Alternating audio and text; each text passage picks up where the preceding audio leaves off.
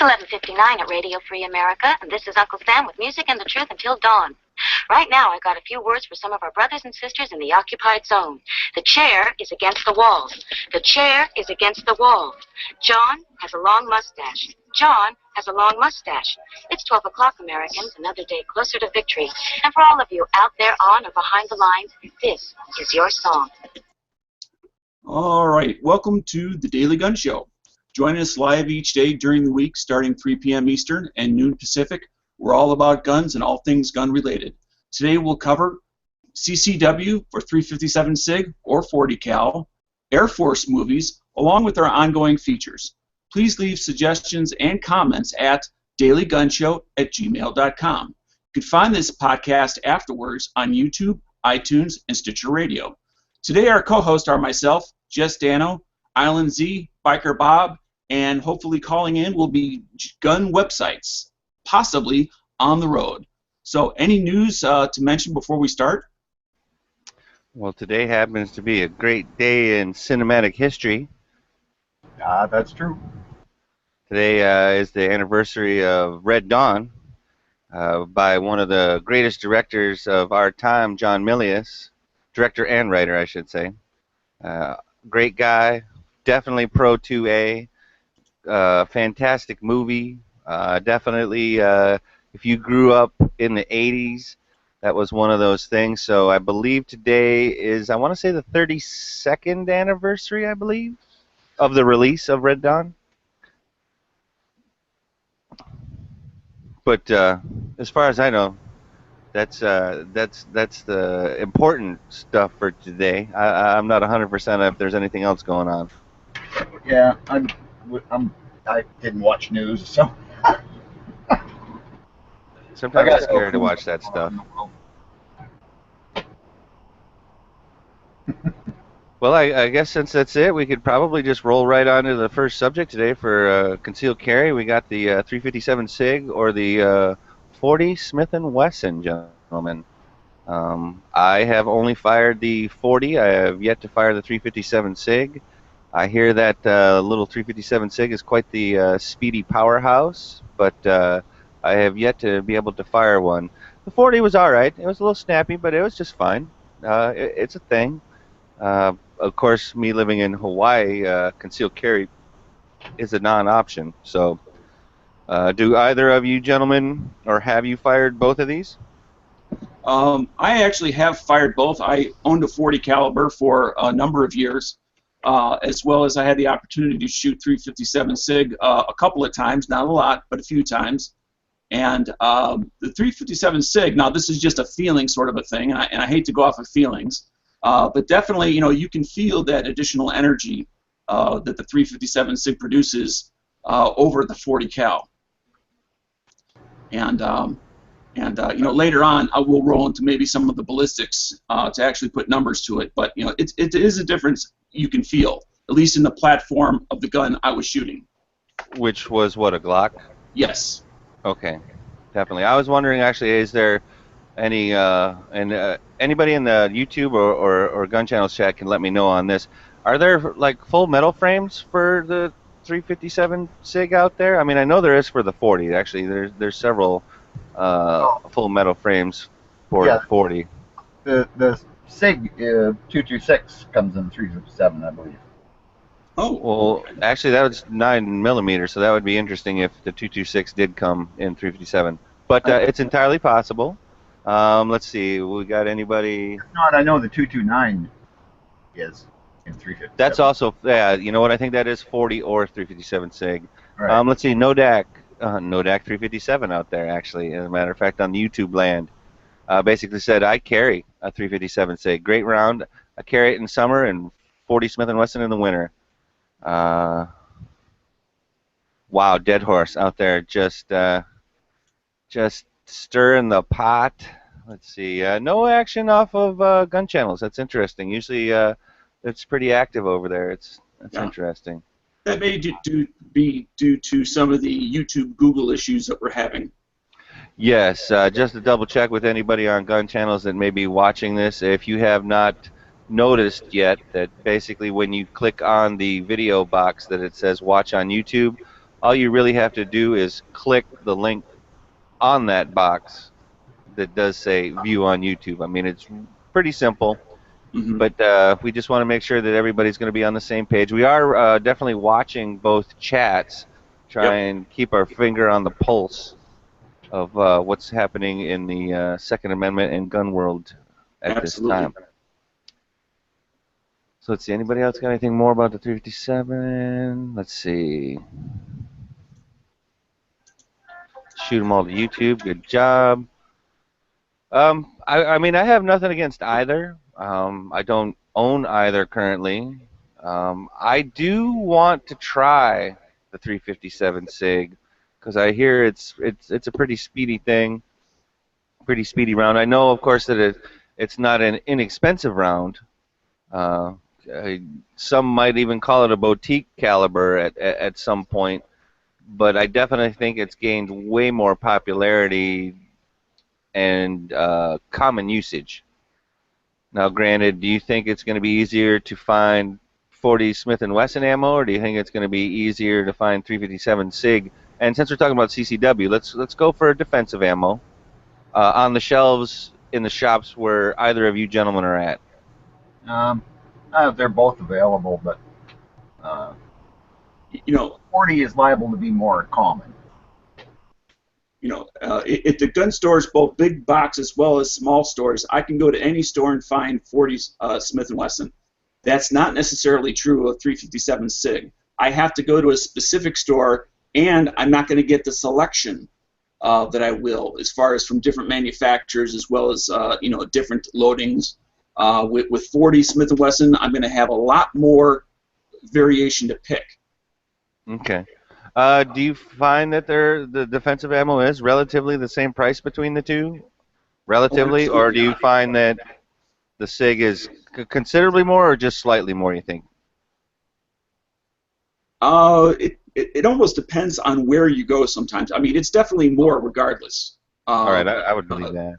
but in the self-defense rounds, it's significantly more expensive, at least as far as I'm concerned in my budget.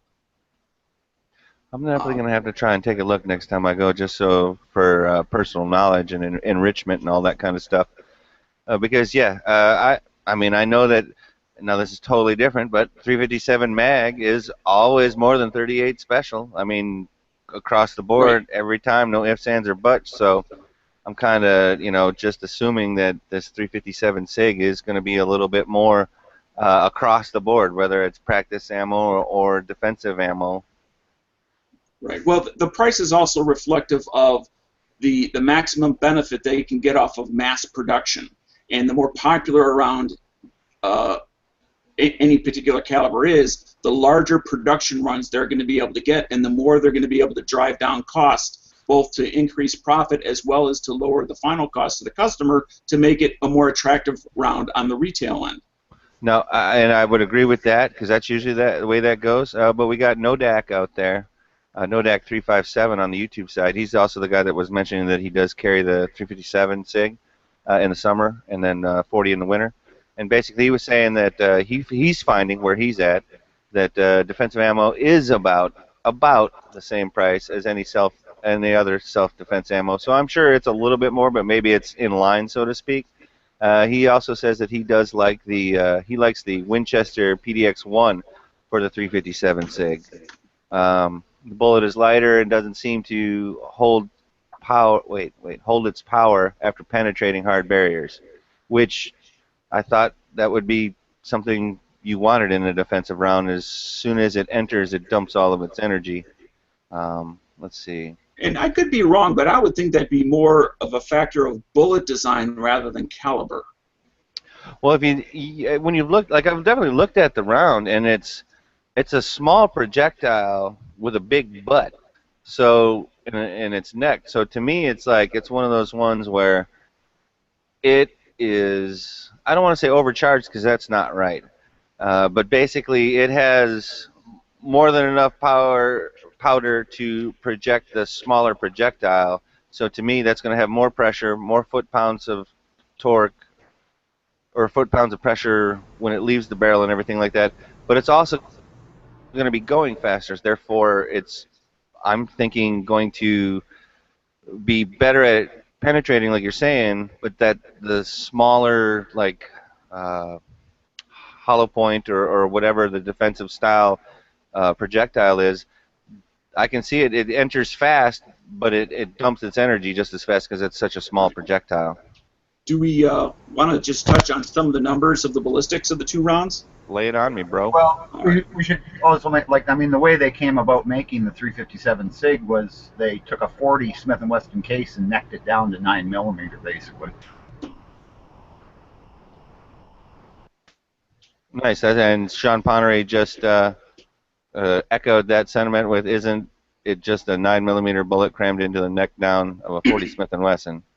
And Nodak basically said, essentially, it is. But yeah, Dano, lay some facts. Yeah. 357 SIG. We'll start with muzzle energy of the 357 SIG is 564 foot-pounds. Now we compare that to a 40 Smith & Wesson, and we have 475 foot-pounds. And this is off of ballistics101.com. You can feel free to look it up yourself. And then if we want to look at muzzle velocity, 40 Smith & Wesson, we have 1175 feet per second.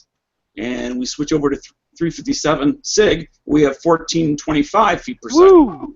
Woo! So a significant energy both in muzzle energy and muzzle velocity. Yep. Yeah, it's stepping out there.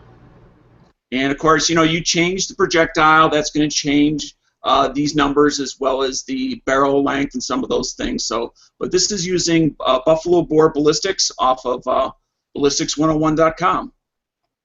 Nice, thanks, Dano. Because yeah, that definitely, it kind of makes it clear, so to speak.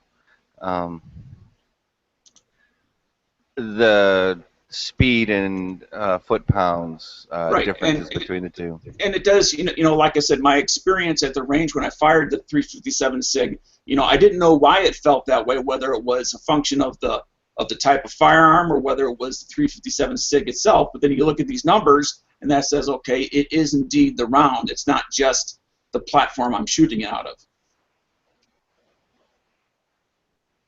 Right.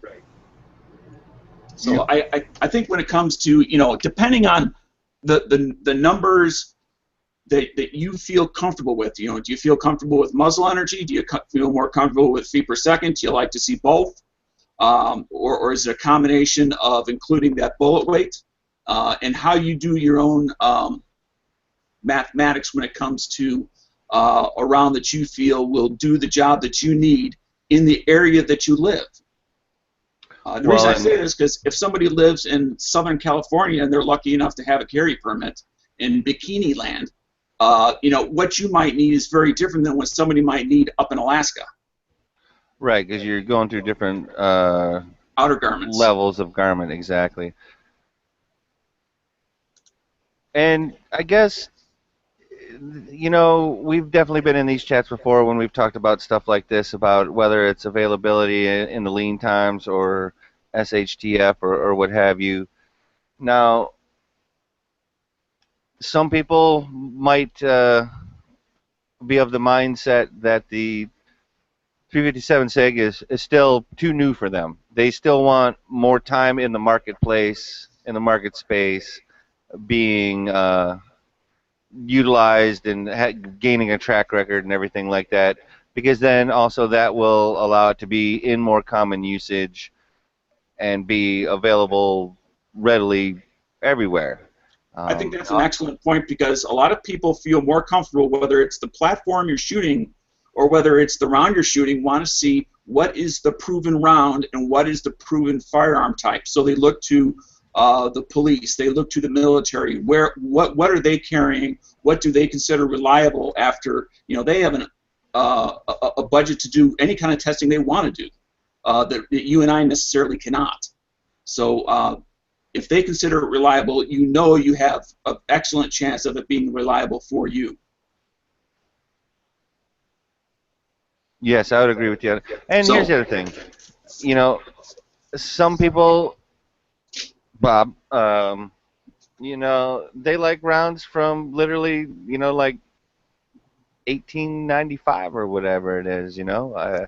Sometimes these newfangled rounds, they're just so technologically advanced that boggles the Canadian mind. So we just got to be careful with that. But Yeah, 1911 style design, you know. yeah, I definitely hear what you're saying, man. So I think what it comes down to for the individual is what are your hardcore preferences? You know, do you want to see that historical record for the round and the platform you're carrying? Where does cost lie into that? Where does the math as far as muzzle energy, feet per second, bullet weight, how does that work out for you? And am I missing anything there as far as a major consideration?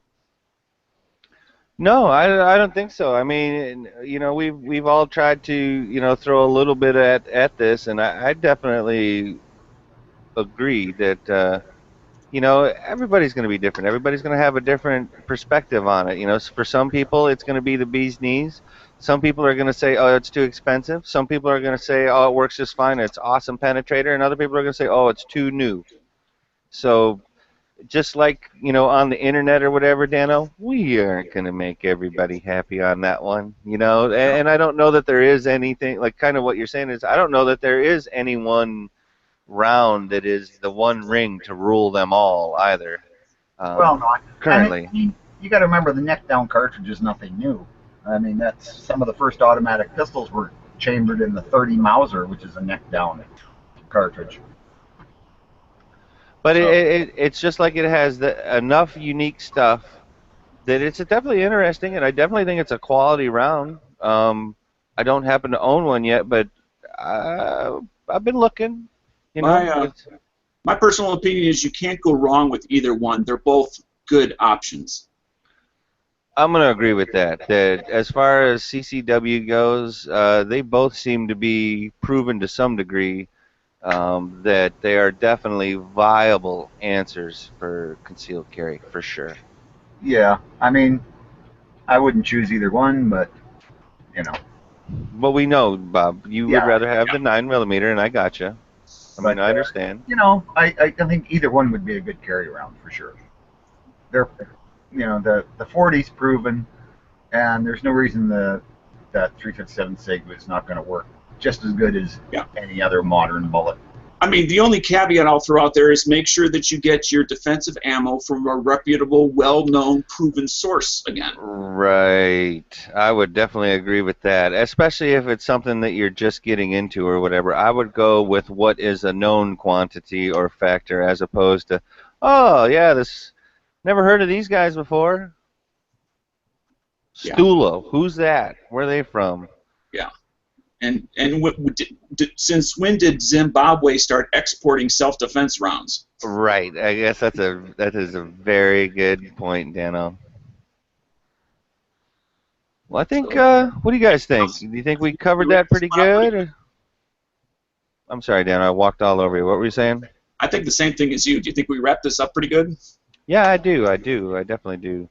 All right. So I guess that will, you know, segue into the second segment. And in between the first and second segment, we definitely like to mention one of our Gun Channels members. Gun Channels was formed a few years back. It's definitely a place of social media for pro Second Amendment, pro freedom people, pro firearms people to come and share their thoughts, hang out. Everything from selling stuff on a trading post to basically live hangouts to all sorts of stuff. Basically, it's just one of those things where there's a lot that you can do. You can post pictures, videos. Well, I believe you can share videos. I don't know that it actually posts videos, but you know, gunchannels.com definitely has a lot of stuff for you to be able to do over there. Let me just take a second just to tie in both this show and Gun Channels together. Is as an example, if we know that we're running a little bit behind or whatever, we will type a message over at Gun Channels, you know, under this channel, Daily Gun Show, as far as we're running 15 minutes behind or anything, little things like that. So you are up to date on what's going on. Where just watching on YouTube alone, you don't necessarily get that till all of a sudden it goes live. And yes, I would definitely say that the majority of the updates do take place on gunchannels.com. Also, if a mystery chat happens to pop up, you're definitely going to hear about it first on Gun Channels, probably before it comes up in the feed on YouTube and everything like that. Yes, because there are some what I'll call mystery possibilities out there in the ether, and that's where they would first leak. Yep. Now, so for today, our member, we're going to talk about Wayne C. And I believe he's out of Delaware. He definitely is in the chats in the evenings, more so than during the day, I believe. Yeah, Sometimes he's able to make some of those the late night chats, as they sometimes get to be. Definitely has his own opinions and is not usually swayed by peer pressure if it runs counter to what he thinks. And I definitely think that's one cool thing about Wayne is you're going to have to convince him to change his mind if he's already made it up, and that's definitely uh, a good thing. yeah, and it's not about changing minds. If anything, it's more about solidifying the argument or the reasons you have for your position. And simply examining your own position as far as is it as solid as you think it is. I So think you thought that I thought that you think that I thought that was the case. something like that. Yes, yes. So one thing that we definitely want to mention is our members over at Gun Channels, like we were just talking. But one thing in particular about the show, you are watching the Daily Gun Show on GunChannels.com. And probably today, as a matter of fact, you're probably watching the Daily Gun Show over on YouTube on the Daily Gun Show channel, or Daily Gun Show channel on YouTube. Now, we've definitely just started this, I think, since this month. It ended up splitting off or changing from where it originally came from. If you guys could definitely, if you're watching it over there, give us a thumbs up, give us a like, share, and subscribe like you hear it all the time Yeah. off of all those other channels. We would definitely appreciate it. It does not have the 100 and some odd thousand subscribers that our original host channel had, so we definitely got a long way to go. Basically, if you do have a chance to share the show, it basically gets a chance to go out and uh, entertain more people. And So the other thing I'll throw in there is if you somehow, this is the first time that you're hearing it, if this is the sort of thing that interests you, I would suggest subscribing to this channel because maybe you don't necessarily have this time slot to listen to it on a regular basis. That it will be in your feed later for you to listen to or watch at your leisure. So you don't so by subscribing, you have another add-on. As far as a way to catch, well, what did they say yesterday? I missed that show. And you won't miss a show that way. Or what Bob said. yes, this, that, and the other thing. Yes. So I guess, gentlemen, that would probably bring us into our second segment of the show, which on Wednesday at this time we're going to be talking about entertainment. And it looks as though today's subject is going to be Air Force movies. So out there on YouTube, out there in gun channels, I want you guys to post what you think or you feel your favorite Air Force movie happens to be. And then I'm going to go to Bob first.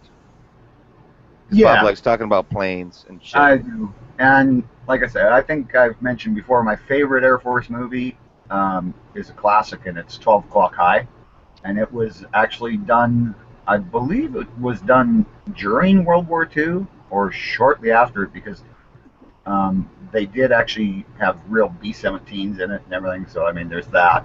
And it is still used, or it was recently. I mean, it still is, but it was used as a training film for the Air Force Academy. It just shows how a commander should be. So it's a really good movie. So 12 All right, o'clock. so we already Dano? Do we want to do the viewer picks as they come in? I'm going to actually do you, and then I'm going to start reading some of them off. All right. Let me go ahead and switch tabs here. My favorite one is Dr. Strangelove, 1964. Now, I don't necessarily know that that's specifically an Air Force movie, but I will accept it. Can you tell me who rode the bomb?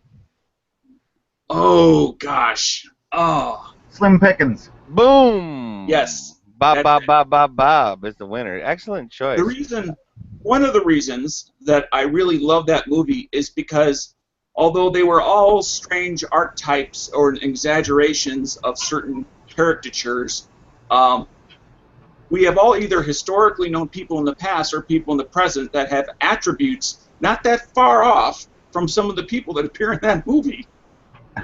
That's true. Yeah, I would agree with that. Maybe not to that severity, but they certainly have attributes that remind us of, people in love with power that just can't give up the power, Yep. or they're on the number one team and they won't settle for number two. They'll So, do anything well, to some maintain that people are like position. that anyway, right? So Yeah. let's see. Moon is out there now. Number one, he answered the question wrong with his first choice, which is Top Gun, because that's not an Air Force movie. That's a Navy movie. But that's And it's a beside the love. point. Well, it's the Ern, Naval Air Ern, Force. it is a Navy movie. They are naval aviators. But he did get it right on the second one because that is one of my favorite Air Force movies, and he said Iron Eagle. That is one of Oh my no. youth's. Oh yes. Oh, good. Oh yes, Well, the little Walkman as he's flying it and doing all the loop-de-loops and shooting Oh, guys down and everything like that. Oh yeah. you know, yeah. So and then also in the other chat on the YouTube side, we got a vote for Hot Shots, we got a vote for Memphis Belle, and then we got another vote for Iron Eagle. So far, gentlemen, it looks like Iron Eagle's winning. and I do have to say, for those who voted for Iron Eagle, thank you for putting in Iron Eagle 1. Yes. Yes, that was the best of all of them. But I have to admit, I think I've watched 3 of them so far, and I'm not sure if there's an Iron Eagle 4, but if there was, I'd probably watch it. Yeah, you see, and I guess if it wins anything, it would be the first time. Right. Well, I don't know. See, Bob, when it came out at the right time in my life, it's one of those movies that comes out at almost around the same time as Red Dawn, and it's another one of those things where kids are out there making stuff happen in the real world and stuff like that. So it was one of those things that made you as a kid. And I see, Bob, you were already kind of salty by that time, and you weren't a kid, so of course it's not going to have the same inspiration to you, right? Because technically, if you would have broken into the Air Force base and stolen the top secret image photos and stuff like that, you would have went to like federal prison. Whereas as a kid, you just kind of get in trouble from your dad. Yeah, I guess. I mean, you know what I'm saying? Like, as a full-grown adult, you're gonna be like, yeah, I ain't breaking into no Air Force base to steal all this stuff. Because then I'm going to steal a jet to go save my dad. No, that means you're gonna get shot down or sent to prison. Pretty much, yeah. Now, I will admit, Pearl Harbor definitely, especially since I'm out here. I'm not saying it's the greatest of movies, but it definitely had some good fight scenes. I liked also the Tuskegee Airmen, but technically that's the Army Air Corps, so that's kind of tough. But and I can't say Baa Baa Black Sheep because A, that's not a movie, and B, that's Marines, so that's another one. Oh, I guess there is an Iron Eagle 4. Let's see. Yikes. Well, Bat 21, I'm almost thinking that's another naval film, sorta, but I definitely like Bat 21, and I definitely liked Firefox. I don't know if that's an Air Force movie, but as much as people say that Clint Eastwood didn't know how to act in that movie and everything like that, Firefox was awesome. That's Now, true. historically, because it had an impact for the time it was made, what do you think about 30 Seconds Over Tokyo? Good movie. Yeah. And getting the public's support for the ongoing war. Oh, that I don't know. I wasn't alive then. We'd have to ask Bob. Because it was over Doolittle's raid over Tokyo. Yeah, and Was it some of the 25? guys that got shot down got beheaded, Yeah. which that kind of helped in the propaganda war, I mean, Now- it was literally a propaganda event. literally. It was. I mean, even the mission was a propaganda event because it was almost a one-way mission. Like, most of I think a couple of the planes made it to Russia or to landing bases in China. Yeah, But, nobody had enough fuel to make it back. No. Did any of you gentlemen watch the Steven Spielberg movie 1941? John Belushi. No. Oh God, yeah, that was fun. Yeah, a hilarious movie with the. Was that the one with the people, or was that Under the Rainbow? I'm trying to remember. Because Under the Rainbow was the ones with the little people during that time, and they got Nazi little people. But I think 1941 was different. But 41 was Japanese sub was off the coast of California. Yeah, California, and shelling the coast, and John Belushi was flying around in a P-40 Warhawk. Yep. And he has to roll up to the gas station at one point. I definitely like that movie. Oh yeah. Yeah. No, I'm trying to think. We haven't mentioned. I mean, what were the dogfight movies that we're missing here? We're definitely. You know what I'm saying? The Battle of Britain, The Longest Day. Not Longest Day. There's a whole bunch of the ones that were done right after World War II. Well, I guess that's what I'm kind of getting at is like, what are our modern day, equivalents to that? We don't. Do we not have them? Well, I mean, there was Top Gun, but there's not a whole lot of them like that. Because yeah, but again, Top Gun is a naval aviator, not technically an Air Force movie. Right. Well, but now with the Air Force, though, you can include NASA. You could include astronauts, technically. Yeah, technically. Oh, you're going to go there, aren't you? Well, it is part of the Air Force, so yeah. Even though they're going to where there is no air. Why? But they still be flying. I don't know if that's flight at that point. No, I think it's just you're falling and missing the Earth constantly. Inertia. Yeah. Something like that. Anyway. But we don't have to go there. I'm just trying to somebody out there. Let's see. Send Family basically was saying, yeah, modern day is lacking. Yeah. I mean, do drones play a role as far as the lack of modern day? No, it's the fact that there's hardly any dogfights anymore.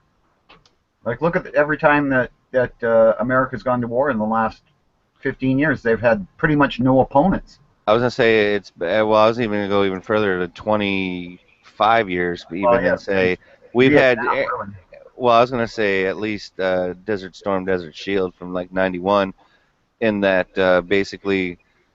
Yeah, we've established air superiority almost immediately. Okay, wait a minute. Okay, behind enemy lines. There you go. There's one. Okay, yeah, that was with Owen Wilson. Yep. Yeah, that was actually based on a true story, based loosely. And I guess I am going to have to give it to Bat 21 because I always get Flight of the Intruder and Bat 21 somewhat confused. But Flight of the Intruder, is that the one where they went into like Hanoi City or whatever? Yeah. Through the gauntlet basically of all the SAM missiles and the anti-aircraft and stuff like that. I would definitely call that an Air Force movie. Oh, again. Okay. A6 Intruders. Oh, right. See, there you go. Thanks, Bob. Yeah. And that's the thing is, like, Vietnam was the last war where we actually did we even have an ace? I don't even think the U.S. forces had an ace. I think one guy might have got 3 kills. I mean, the whole war, they only shot down like 100 and some North Vietnamese MiGs. Right. Well, that's because it was a different type of war, that's why. Yeah, but I mean, like, when they went into Desert Storm, I mean, I think they shot down maybe 15, 20 aircraft. I think the pilot who shot down the most was a Saudi, and he was flying an American F-15. Okay. What was the movie that was about the X-14, and what was the movie about the U-2 pilot? What were those two? Oh. Oh, shoot. Yeah, I went deep into the history hole on that one, gentlemen, because I mean I know that it's Chuck Yeager for the X-14, but I'm trying to think of what the movie was. It was a Bell X1, and the movie was, Yeah, crap. Oh, shoot, what was it called? Oh, The Right Stuff. right on. Thanks, Bob, because that's what led into the space program after that. Right. Yeah. Right on. Right on. Thanks, Bob. And that definitely tied into the. Okay, and yes, the reason I brought the U2 stuff in is because Sean Connery did mention Bridge of Spies. Bridge of Spies technically covers what happened to the dude after he got shot down. Yeah. And I think the Bridge of Spies just came out like last year, maybe? Last year, maybe the year before. Yeah, well, a lot of people don't realize that the U-2 and the SR-71, they were developed for the CIA to start with. And anytime, how come there you go. There you go. That's why I'm mad, Bob. How come there's not enough movies about the SR-71? Oh, I know. Well, because it was secret for so long. And I know, but come on, man. That's one of the most awesome planes but ever if you came think up about with. it, how many missions have been declassified that participated in? More than I got fingers and toes. Yeah. And I mean, it was literally it was No, an the amazing missions aircraft. themselves. Oh, that have become declassified. That, Yes. yeah, I don't know about I mean, that. so it's hard to make a movie based off of basically technical specifications of a plane when you can't base anything even partially off of a declassified event. So I guess, does that technically make with the SR-71, which would be the Blackbird, which is in every single X-Men movie, does that technically make the X-Men movies Air Force, or not even? Not even. Not even. Okay, I'm with you on that. Yeah, not even. You know, something that's kind of funny is that they still fly the U-2, or the plane that was, developed from the U-2. Different capabilities. But yeah, they well, not really. I mean, they're both designed for the same thing. But I was going to say high altitude and long distance travel. Yep. Yeah. They are not the same in any way, shape, or form. Well, I don't mean they're the same type of aircraft. They almost perform the same mission, though. I think that's what Bob's going at. Originally for the same mission, which was high altitude spying. Right, but the U-2 can go much higher than the SR-71 can. No, we weren't even talking about the two of them being the same thing. I think we're okay. Yeah, the SR-71 can actually go to the edge. To the edge of space. Let's see. Out there in the chats, we got Cosmo Cookie Duster said not United States Air Force specific, but the Blue Max with George Papard. I was actually thinking about that one a little bit earlier. There's an ace for you. Yep. Let's see. Sean's out there. It's hard to have a dogfight. Wait. Okay, I'm gonna have to try and. It's hard to have a dogfight when America has two plans that never. What? That has two plans. Never lost in air-to-air combat. Okay, yeah, I shouldn't have tried to read that. Yeah, the McDonnell Douglas F-15. Sean Connery says the SR-71 is considered the most successful spy plane ever made because it has never been caught or shot down, which is awesome. That is quite true. It was actually fast enough to outrun missiles. Which is pretty dang fast. Yeah, well, they admit Mach 3, but I'm pretty sure it's faster than that. Yeah, you have to have the special suit. You have to be the special pilot that can handle all of the blood leaving certain parts of your body and trying to explode the other part of your body. Yep. Well, they wear basically a spacesuit. Yeah, I mean, the other, and I think you guys touched upon a really interesting point, is although the machine itself is absolutely spectacular, the physical attributes that those men had to go through were just as spectacular. Truly. I couldn't be an SR-71 pilot for many reasons, but one of them being I'm too tall. I would be disqualified from the program because I'm 6'3". Yeah, Bob is gonna fit right in there like a little weasel, like a little Canadian weasel. I guess that'd be a ferret. We did have Hey, Canadians did actually fly the SR-71s too, because we've always had exchange pilots. Well, they flying also flew the F-4 Weasel. for Wild Weasel. Those guys had like balls of brass, I'll tell you. Oh yeah, whenever it's a Canadian in there, it's always got to be balls of brass. Well, you No, know, anyone who tough flew as a nails, Nano. Tough as nails. Come on, tough as nails. anyone who flew a Wild Weasel, I mean, those guys would go up there and troll until somebody launched a missile at them, and then they would Yeah, they take kind out of the did missile site. that, actually. They kind of did do that. Yeah. Okay. But that definitely shows a little different agenda in the plan portion and the execution portion of the mission. Yeah. Now let's see, gentlemen. We've talked about Air Force movies. We've talked about planes. We've kind of talked about astronauts, all this, that, and the other thing. Now, clearly, we had a tougher time with Air Force movies than we did with World War II movies or other action-adventure movies or anything like that.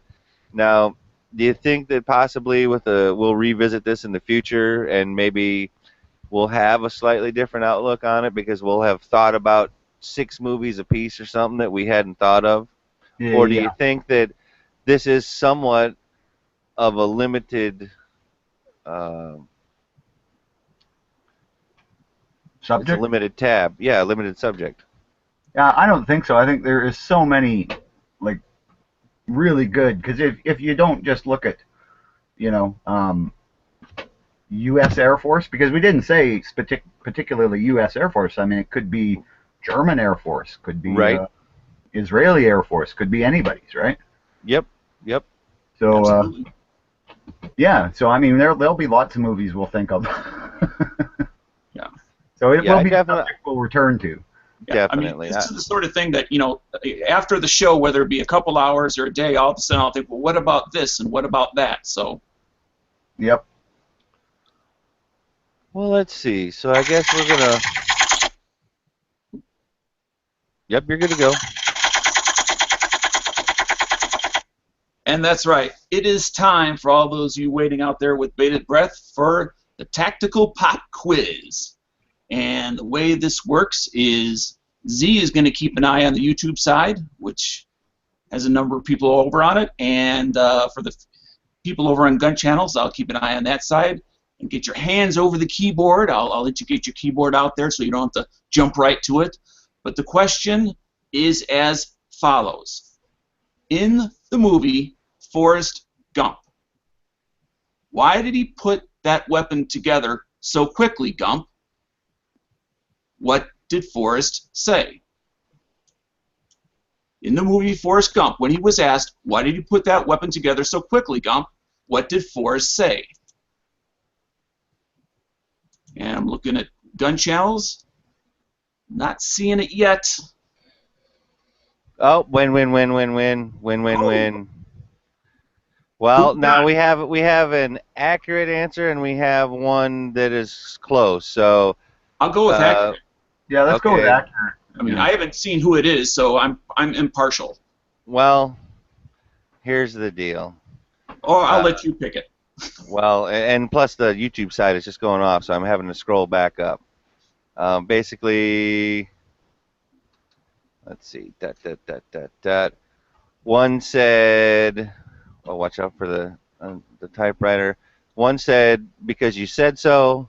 One says, "Because you told me to, Sergeant."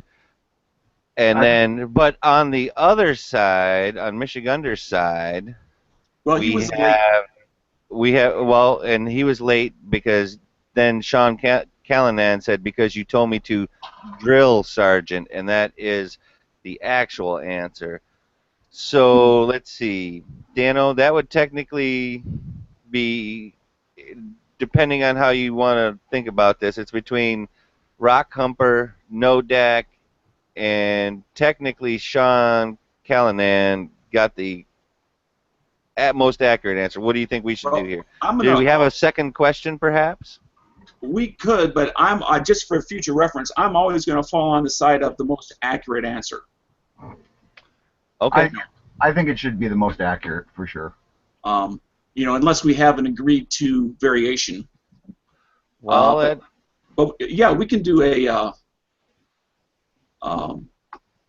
alternate one. Are you ready, Z? let's see. Take your time. So those of you that were out there, we're going to give you a second shot. Or we're just giving those two people a second shot. All right, actually, wait a minute. We're saying now we're saying all sorts of stuff over there, but basically we got Matt G. So on the YouTube side, there's Matt G. And he did say it before, Sean. So technically, it should be between Matt and Michigander. Right? Yeah, technically. All right, so Matt and Michigander, get ready. Here comes the next question. We're going to have a question off. So, get your hands ready. Here it is. When did the Desert Eagle first become available? When did the Desert Eagle first become available? Ooh, tough one. Answers in the side. Chat.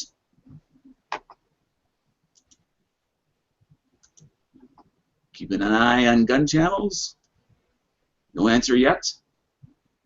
I had to look at the answer. Well, I put it in the side chat. Let's see. What do we got here? I got an answer that I don't think is the right one. Yeah, why don't we affirm the ones that are wrong? It's not 1983. It's not 1994. It's not 1975. It's not 1979. I believe it's also not 1987.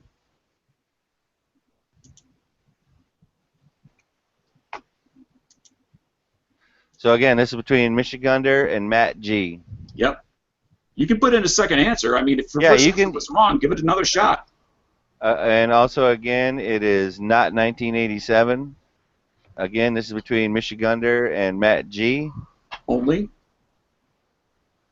Tickety-tock, tickety-tock. Sean Ponder, the question was, when was the Desert Eagle... Oh, Matt G. Ding, ding, ding, ding, ding, ding, with 1985. Excellent. Yep, 1985 was when the Desert Eagle first became available to the public. Now, of course, then Michigander's over there, 1981 prototype with a 1983 first available for sale.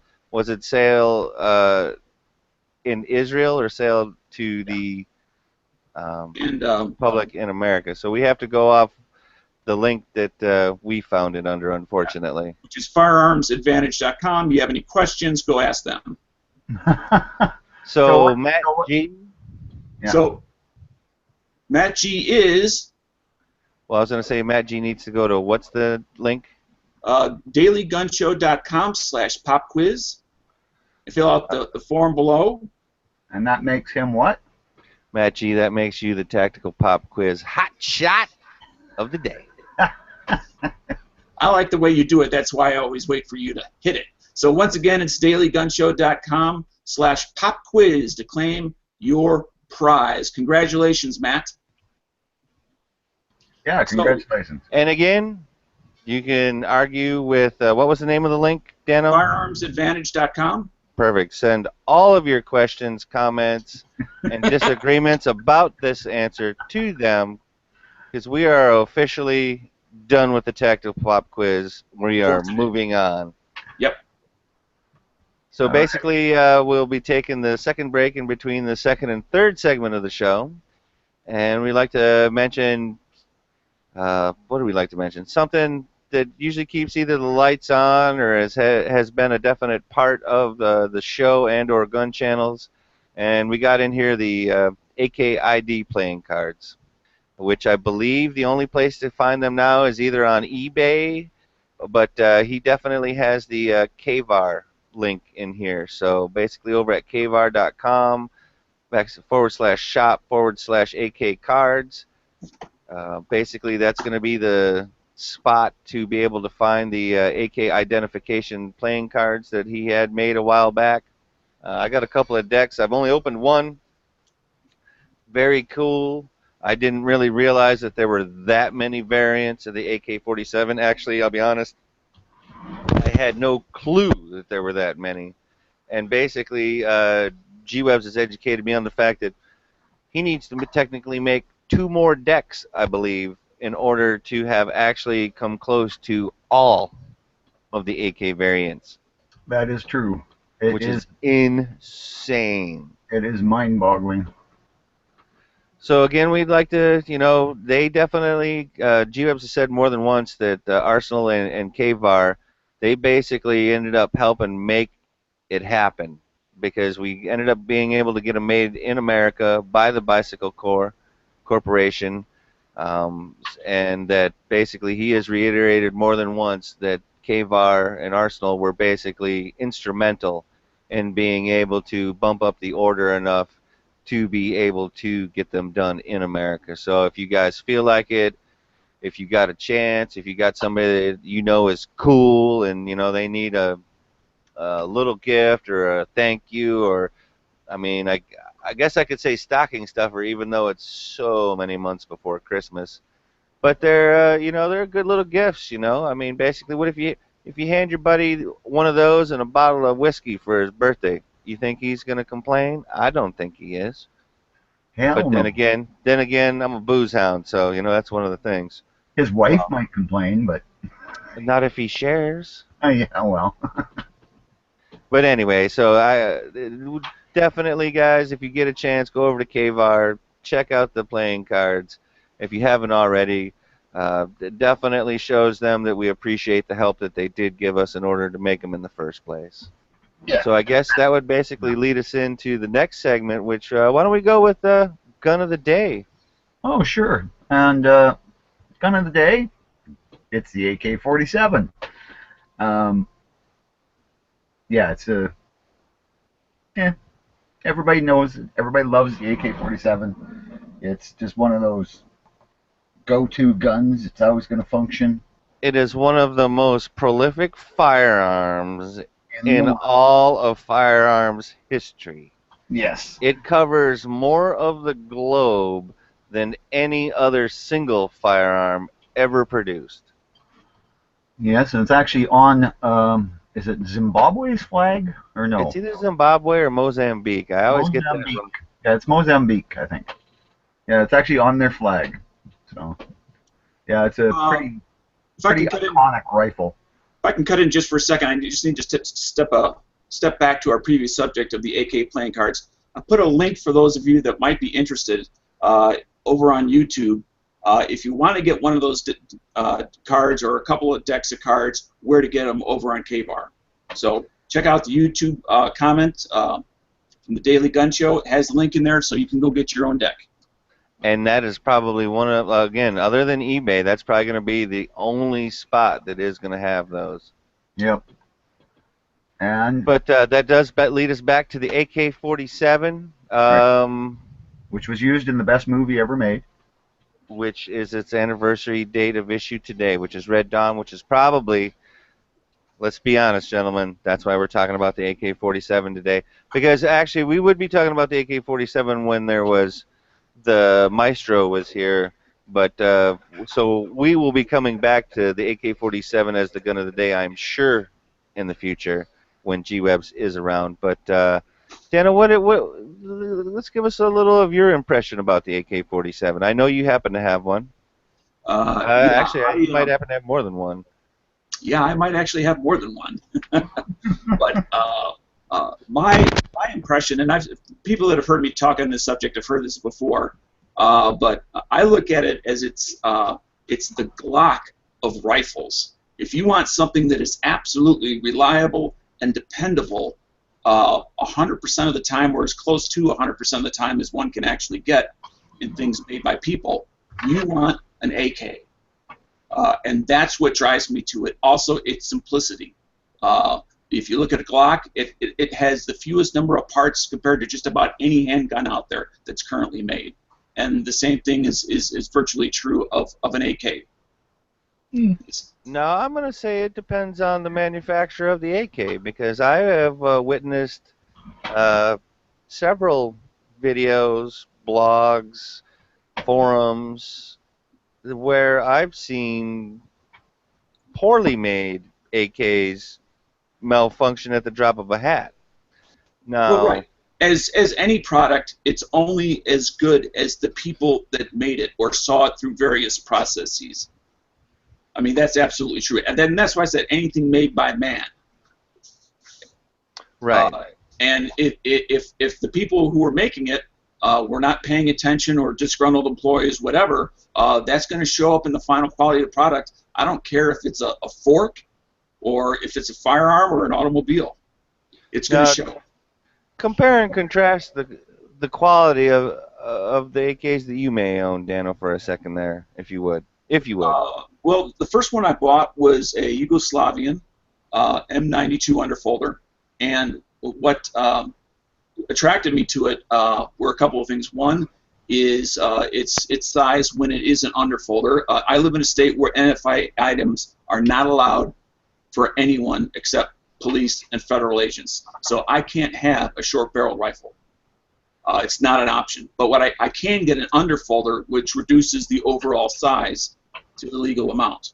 So that attracted me to it. As well as, it was a reasonably good price, and I like the fact that it had a slightly more stout receiver. It was a 1.5 mil instead of a 1 mil, which not all the Yugoslavians, but many of them have. True. And then I contrast that with my other AK, which is a SAM 7 Bulgarian rifle, which is a milled receiver, fixed stock. Again, very different, but is much more of the, except for the fact that it's a polymer stock, and foregrips, it resembles the traditional AK footprint, so to speak. And that one is milled, you said, right? Yes. So I have two very different types of, within my collection, they're different types of AKs. I didn't get two that are both, very similar as far as fixed stocks and somewhat. They're very different. One's an underfolder and the middle to entry level kind of price range depending on your finances. The other one is significantly more expensive, and that would be the Bulgarian. Yes, but if I remember correctly, you ended up finding a diamond in the rough on that one. Yes, and I have a little story to go along with it. There was a guy who bought the rifle that I now own, and he bought several thousand rounds of ammunition. He went home, and his wife told him, "It's either me or those guns. You pick, and it better happen today, or I'm packing." He comes in the same day that he picked up the firearm and the ammunition and said, "I don't care what you'll give me, but you got to take this back today. I cannot go home with this. My wife is packing if I come home with this. She's not joking." And so they took it back. Of course, he didn't get the same amount in return, so he took a heavy loss. But his loss was also my gain. Is I got a unused, but technically used, since there was a previous owner, but never fired, SAM 7 for far less than the sticker price, which is about $1,200, $1,300, depending on which variation you get of the SAM 7. I got it for less than $1,000, unfired. So that is the definition of love, then, Dano? Well, I'm not sure about the definition of love, but I meant on the dude's end, not necessarily on your end, on the guy's end. And this is also the other thing I didn't mention is how I found this was at a gun show. What? Yes, we had a local gun show. You mean that all gun shows aren't price gouging? SOBs, absolutely. Wow. They're not. So don't assume that all gun shows are the same. Don't assume that all gun shows are going to have the same stuff. Or all gun show sellers are going to be the same. Exactly. So that's a reason to go to every gun show that you possibly can. That is true. I was not in the market for one. I was not aware of it, and then all of a sudden I saw this sitting there, and I recognized it for what it was, and I was kind of shocked, and I thought maybe they mismarked the price or something, or there was something wrong with it, or I wasn't sure. But But it goes to, to those out there that say, you go to a gun show, the prices are always high, or there's always something suspect. That's not necessarily true, but always buyer beware. But taking that into account, you can still get a fantastic deal. Find things that you were not expecting to find. And that's one of them little hidden gems that people seem to forget about gun shows in general. Yep. You might be just going to go, not like Dano just said, not expecting anything, and then all of a sudden it literally falls in your lap, and it's all you can do to not either act all giddy or stupid or jump up and down all excited, because then of course somehow the sticker price might go up in between the time that you're actually trying to purchase it, because then they realize that they do have somebody on the hook.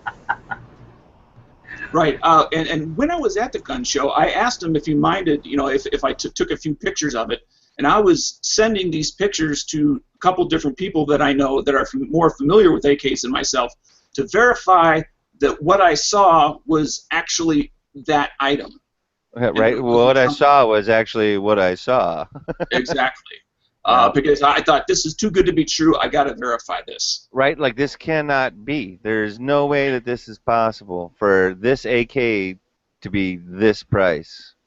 But, whether you're in the AKs or something else, there are deals to be had at gun shows. Whether it's you just can't find the item or it's at a ridiculously low price. Well, and that's, in my opinion, that's why you got to keep going to gun shows.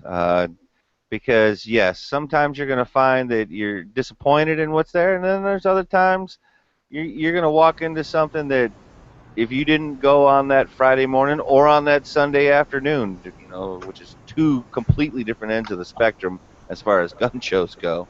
Oh, yeah. On that Sunday, the dude might just not want to have to take it back, and stow it and carry it and all that kind of stuff. And if it's that Friday morning one, it might be something that just got put out on the table and nobody else had a chance to walk by it and snatch it up. I only have one AK currently. I really do like it. I definitely, for whatever reason, it appears or it feels that it is actually lighter than my AR, but I will also admit that I got a lot more stuff on that AR than I do on my AK. My AK, I got a sling on it. That's about it. I changed out the pistol grip thanks to our good friend at Gun Channel's Flippy. He ended up sending me a U.S. palm grip. But other than that, I ended up putting the Vickers Blue Force limited edition AK sling on there. Fits great. I really like shooting it. I have to admit, this is because I had shot the AK a little bit before, and I was just like, it's one of those things, I don't need one of those. I don't need one of those. And then our other good friend DB Cooper had mentioned, actually in these chats about a year or so ago, that at some point a lot of the orders from Arsenal were going to be stopped being fulfilled for civilian shipping because they were being filled for contract orders for both military and civilian contractors around the world. So basically they weren't going to be able to have much stock for the civilian population. And I kind of assumed that it would be one of those things that, well, then maybe, I just can't have one right now or what have you. But kind of similar to Dano, I found a deal that it was on Prepper Gun Shop. And I think Pink got in it literally like a day or two before I did. And it was literally where it's down to saying they have like 2 or 3 in stock. It's one of those things. So it's definitely you either make it happen right now at this price, which was a good price, or you may be SOL. And basically, I happened to have the money on me at the time, and basically, I got a good deal on it. It got shipped to me, to my FFL, out here, and even with the transfer fee, it was still cheaper than basically anything that it's been since then, straight up without shipping or transfer fees. So I feel like I got in at a good time. I feel like I don't know if lucky is the right word, but you know, you got to be able to capitalize when the opportunity is right. Would you agree on that, gentlemen? Much like Dano and the un un you weren't even looking for it at the gun show, but yet the timing was right. You know, you had the coin in your pocket. Basically, it was, I better make this happen, because if this is what I think it is, there's no way that you're never going to go and find that on the shelf anywhere, Dano. Not at that. Not at the deal that you got, bro. Nope. No. And that's part of being able to recognize, you know, is this deal really a deal? And part of what I like about gun channels is I have learned so much more about whether it's Things AK or other types of firearms that I otherwise would have had taken me a lot more time to learn, where I may have never figured it out. Well, I have to admit, if it wasn't for gunchannels.com and my friends over here, that I probably would have never bought an AK-47 in my entire life. I'll be honest. But definitely over the years of being in these chats and in the external chats and stuff like that, people have relatively, convinced me to the beneficial uses of the AK-47 and everything like that. And I have to admit, you guys were right. It's just a little bummed that I was so late to the party, so to speak. But at the same time, I definitely feel like I got something that, although I don't have children at this moment, as far as I know, that doesn't mean that I don't have children. It just means as far as I know. But that if in the future that I do, that this would be one of those things that I could pass along to them, because I believe that the quality is there to be able to do so. Let's see. Do we have anybody mention anything about their AKs out in the chat? Let's see. We do. Pro Steel Rain loves his SL1 107F. I have the I think it's the 107FR. Love it. It's fantastic. It's so light. So light. Wayne's out there. SLR 104FR DD milled AK-47M. And again, Wayne, nice to see you out there, buddy. You were the gun channel of the day. Gun channel Rock member of the Humper. day. I feel bad for you in that he says his local shop only had an IO, and that, man, I hope that you decide to wait or choose a different option, because Right. I have not heard anything positive about IO other than somehow never enough ammo seems to Yeah. get the only one, like whether it's from Taurus, Kel-Tec, or IO, that is the Wednesday firearm. I have no clue how he does that, but I would caution you to double check or read some online stuff about IO before you purchase one of those. Oh, nice. Matt's out there. Yeah, I love my SLR 104. Nice, excellent. We got lots of people out there appreciating the AK-47. Yeah, if someone is looking for an AK and you can't find what you're looking for, I would highly encourage you to look online, and if you haven't purchased a firearm online, make that first step, because you're really going to open up the door to opportunities and choices that otherwise locally you may never have.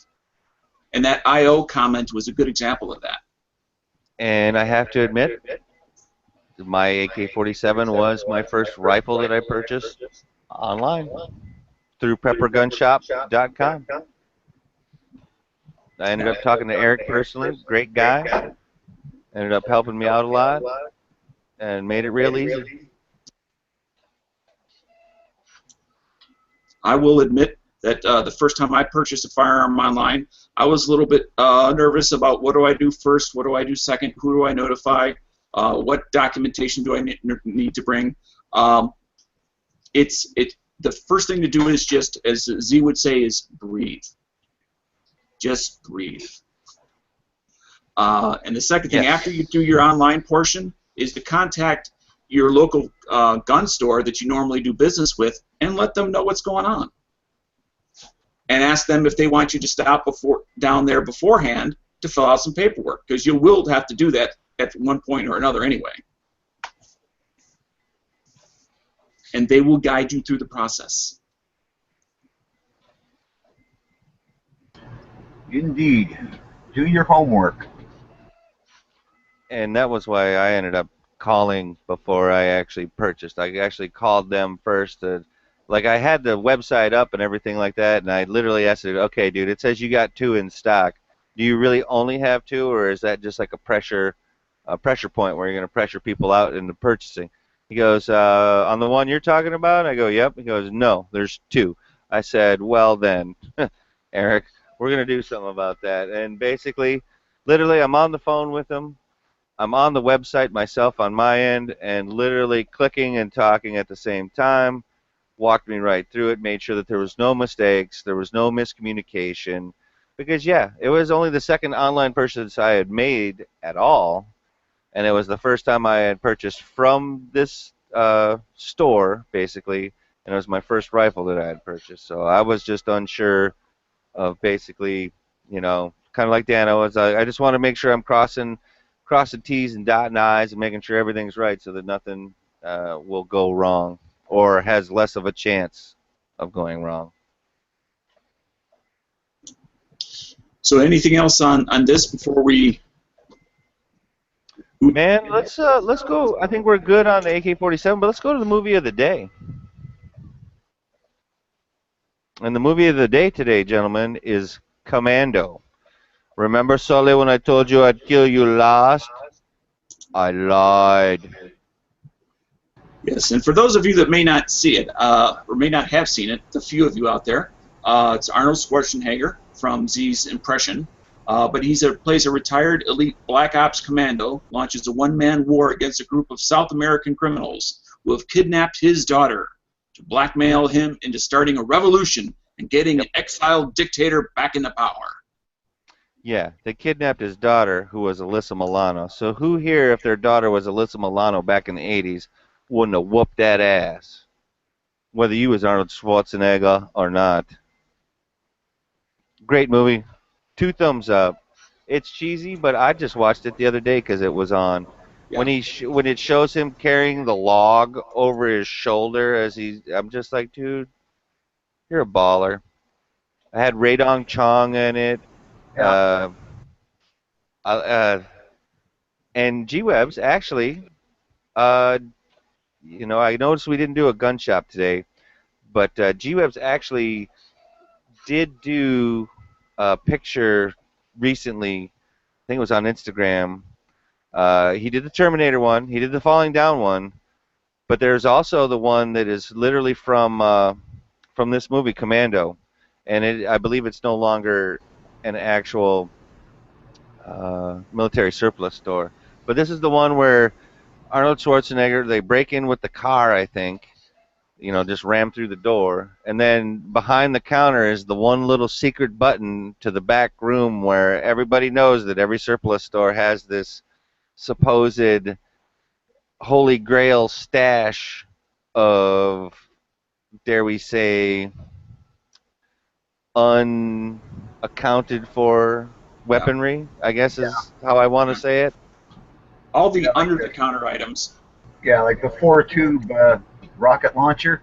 Yeah, exactly. I was going to say that's not going to fit under the counter, but yeah, it's exactly what I'm talking about.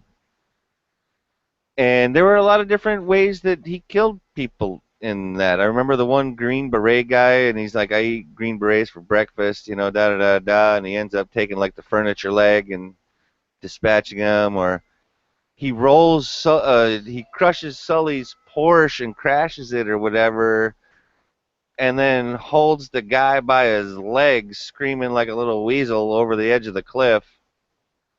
And then basically, I guess I shouldn't give too much away, but he has to run around the mall, if you remember what the 80s malls were like, and he's like swinging from broken balloons like Tarzan. And that's what I was going to say. It is a little bit cliche-ish, but it is a fun movie. And if you're looking for a fun movie and you can get over some of the cliches in there, you're going to enjoy yourself. Yep. I would definitely. I give Commando again. He's not winning an Oscar for it, folks. And I'm not surprised that he didn't. But I tell you what, he worked hard in it, and It's Arnold Schwarzenegger. Do you think that he's a Shakespearean actor already? I mean, if that's what you think, then you've totally probably misread the majority of Arnie's movies. And Yeah, yes, sorry. Sean Connery is right. It is quintessentially 80s. It's got 80s hair. It's got mall hair. Radon Chong had 80s mall hair. Uh, it's got a little bit of electric guitar background kind of here and there. Um, it's got the zingers. It's got the one-liners. Um, Apparently, gunplay at that time was not anything to be feared showing in a movie because there were lots and lots and lots of gunplay in that movie. Let alone there's knife fights and he had to dispatch people by his own hand and everything like that. So I definitely say that Commando gets a two thumbs up and it's a must watch, Yeah, in my opinion. Yeah. I'll give it a thumbs up, but I'm not going to say a must watch. If you got nothing else to watch and you want some real entertainment, but light entertainment and kind of cheesy, but yeah, it's an Arnold Schwarzenegger movie. You can't expect a whole lot more. Exactly. If you're just looking for fun, watch it. If you're looking for something more than fun, then maybe move on to something else. All right, and as everybody's starting to realize with me, I do love cheesy movies in general. We've definitely witnessed that on some of my choices and some of the other movies that we've discussed in the past. Now, I say must watch. Uh, I guess it's closer to what Bob says. Is you should watch it. Now, gentlemen, out of Arnold Schwarzenegger movies, where does it rank as far as Arnold Schwarzenegger movies to you? Well, I'll go with Bob first. Solely Arnold Schwarzenegger movies. Oh, solely Arnold Schwarzenegger, I would put it at a midway, halfway. Say Okay. 5 out of 10. And Dano? I'd put it about between 6 and 7 out of 10. See, and I'm thinking I'm a little closer with Bob, where it's probably going to be in top five for me,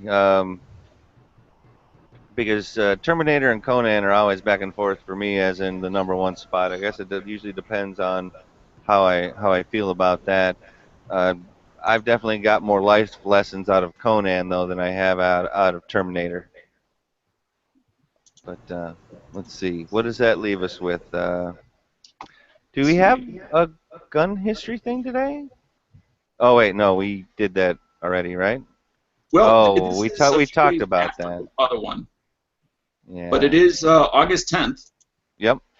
August 10th, 1945. 1945, the day after the atomic bombing of Nagasaki, Japan announced they would surrender. The only condition was that the status of Emperor Hirohito would remain unchanged. On August 10th, 1945, this day in history.